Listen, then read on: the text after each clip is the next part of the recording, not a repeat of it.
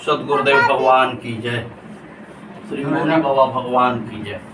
देखो, जब प्राणी, कोई भी प्राणी सत्संग करता है या भागवत भक्त होता है, तो जैसे हम पूजा कर रहे हैं या मान लो संत हैं, किसी कारणवश संत आदमी जो है सदगुरु की कृपा से होता है, बिना सदगुरु की कृपा से संत हो नहीं सकता।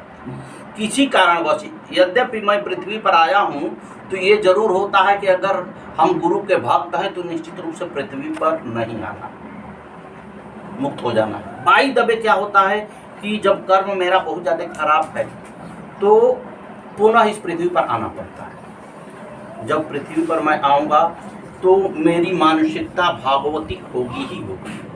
ये हम तुम्हारे लिए बोल रहे हैं। तो मानसिकता तुम गुरु से अटैच क्यों हो गई? इसलिए अटैच हो कि पहले जन्म में तुम तपस्या की, तुम्हारी तपस्या पूर्ण तरह से सफल नहीं हो पाई, इसलिए पुनः जीव धारण करना पड़ा, फिर से पृथ्वी पर आना पड़ा।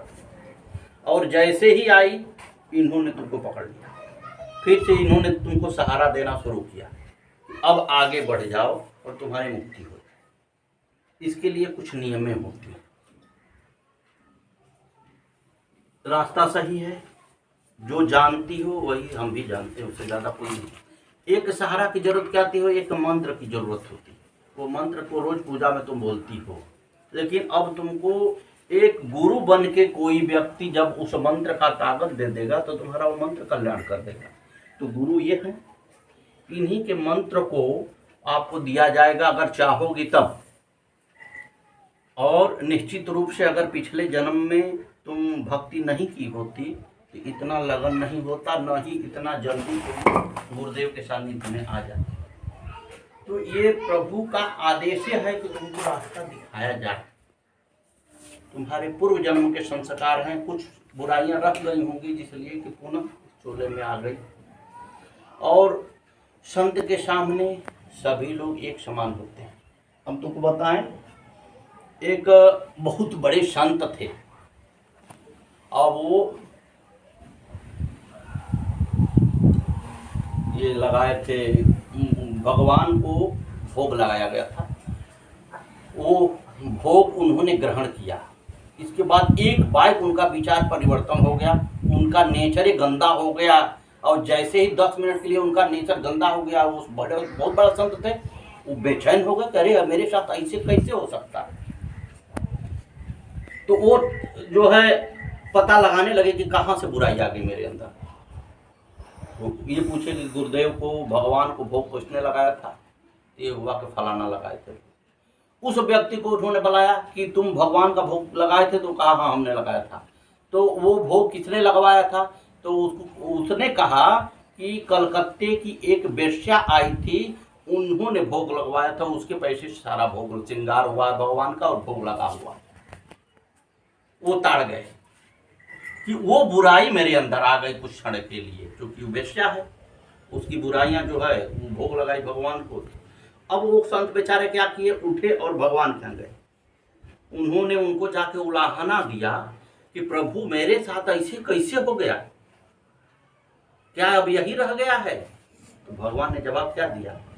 भगवान ने ये कहा कि मेरे सारे लोग, अगर तुमको दिक्कत इससे आ गई है तो जरा सा मुंह में डाले होते, लेकिन मेरे लिए तो सभी लोग एक समान हैं। अगर उसने मुझे अर्पण किया तो हम क्यों नहीं लेंगे, मेरा काम है ये। वो असर देखिए इतने बड़े संत को कर गया। तात्पर्य ये है कि कोई भी व्यक्ति अनायास धर्म में नहीं आता, पिछले जन्म का उसका पुण्य ही यहाँ लेके आया है। हम इनसे जुड़े हैं तो कई जन्म से जुड़े हैं, तब आज जुड़े हैं, और इनकी कृपा हो गई तो अगली बार फिर नहीं आना पड़ेगा। ये उनके ऊपर डिपेंड नहीं करता है। मेरा भी कर्तव्य, मैं भी मेहनत करूँगा तभी ये कृपा दृष्टि बनाएंगे। तो तुम्हारे कहने का, हमारे कहने का मतलब है कि तुम्हारी जो स्थिति है वो पिछले जन्म में बहुत भागवतिक रही, इसलिए बाल्यकाल में ही तुमको प्रभु मिल गए और इस लाइन में तुम्हारा दिमाग रम रहा है। हमारे लाइन की कोई बंदिश नहीं, यहाँ सभी लोग एक समान। शुद्ध केवल आचरण करना होता है कि मेरा आचरण शुद्ध हो। समय से माता पिता शादी करते हैं, वहाँ जो है वो नारी गई, लड़की गई, पतिव्रत रहे, कहीं से अधूरता उसको ना हो। आपको एक मंत्र बताया जाएगा, उस मंत्र का पालन करें, उसका जप करें। उस मंत्र में होता क्या है, तो उस मंत्र को तुम जानती हो, लेकिन जब बताया जाएगा तो जब जप करोगी तो थोड़ा सा हृदय में घबराहट, जलन होती है। क्यों होती है? कि प्रभु हृदय में प्रवेश करके तुम्हारी बुराइयों को मार रहे हैं। ऐसा सबके साथ होता है। तो सोते बैठते जागते जब वो प्रभु का स्मरण करो, वही मंत्र को बोलते जाओ। इस मंत्र को जाप करो।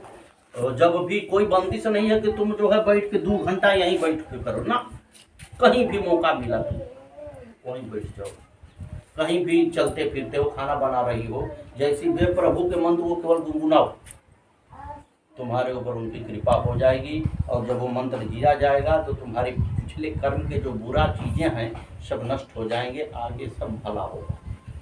और कोई बंदिश इसमें नहीं है, सब एक बच्चे हैं और कहीं कोई बंदिश नहीं। देखिए वो पता चलता है कि फलनवा जौन होतन वो संत थे या कई लड़कियों को उसने अपने यहाँ रख के और शादी उदी करना सब बंद करा दिया, वो सब सेवक हो गए।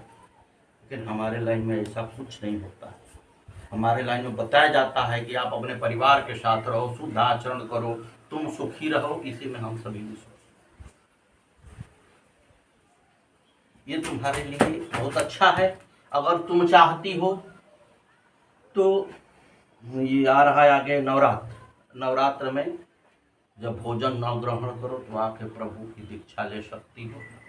छोटा सा मंत्र है जो बोलती भी रहती हो, केवल अधिकारी बना जाएगा। क्योंकि बिना गुरु के ज्ञान का कुछ भी नहीं हो सकता। जब तक गुरु सहारा नहीं देंगे तुम आगे नहीं बढ़ सकते। उस आगे बढ़ने में कहीं से कोई बाधा नहीं है। ये चीज़ें हाँ हमारे लाइन में जानती ही हो कि दारू मांस का प्रयोग नहीं किया जाता।